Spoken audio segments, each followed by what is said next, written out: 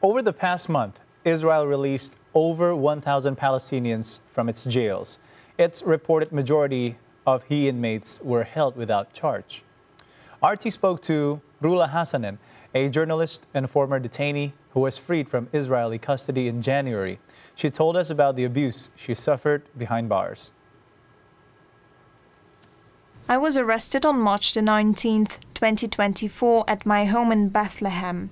I was charged with incitement on social media platforms. There was increased pressure to prolong my detention because of my profession as a journalist. We Palestinian journalists have paid a heavy price during the war. We were arrested and sentenced to extremely harsh penalties. During my interrogation, they showed me dozens of my posts. Some were social, some were religious, and I was accused of incitement because of them. I was sentenced to 11 months in prison, and I don't even know which post led to my conviction.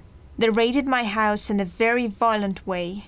Ilya, my daughter, woke up terrified from the way they stormed in, breaking in my door and shouting. I told them that I had a baby. At that time, Ilya was only 9 months old. She was still an infant and was entirely dependent on me.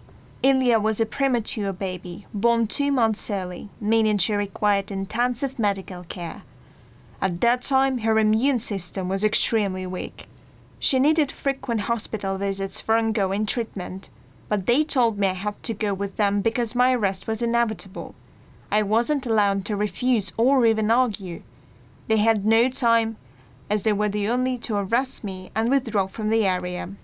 They handcuffed me inside my bedroom and didn't allow me to say goodbye to my baby or my husband. I barely had time to put on clothes. It was freezing cold because it was winter.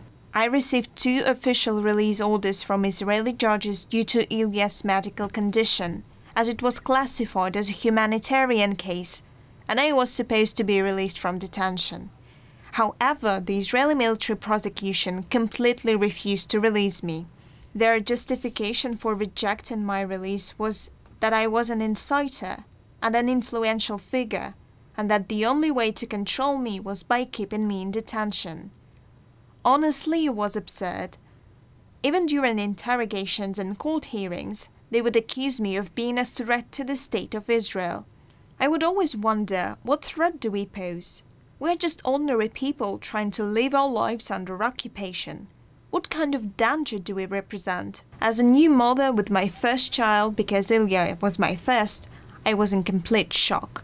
I had barely recovered from postpartum depression, which I was experiencing due to the loss of Ilya's twin, who passed away after birth. I was going through extreme psychological and emotional distress. I don't believe I pose any kind of threat to the occupation. But the Israeli policy of arresting journalists during the war was very clear. The targeting of journalists is nothing new. Pushing Palestinians for their opinions, thoughts, work and profession has been happening for a long time. The way the prison administration treated us was extremely harsh and brutal. We were subjected to repeated searches, night raids and cell invasions. They confiscated our clothing, even the clothes we were arrested in. They also took our shoes. We were stripped of everything we thought we had a right to own. It was incredibly difficult. We were subjected to full body strip searches, dragged around, mistreated, repressed, sprayed with gas, and subjected to severe physical and verbal abuse. The prison administration came into the yard and informed us that there was a prisoner exchange deal. We were strictly forbidden from expressing any joy or raising our voices, and we were directly threatened not to do so. Then they started calling out names and opening prison cells so we could go out into the yard. There was the moment when the period of mistreatment and psychological torment we had to endure on that particular day began. We were subjected to a full body strip search, forced to remove our clothes.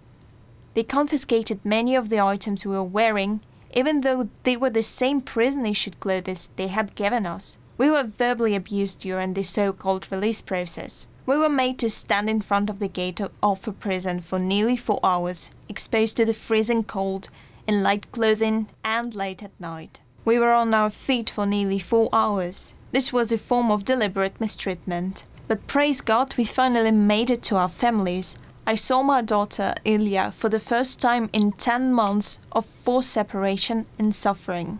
She was in complete shock. She didn't recognize me. She only knew me from pictures. It was extremely difficult. We hope never to go through such a bitter and difficult experience again.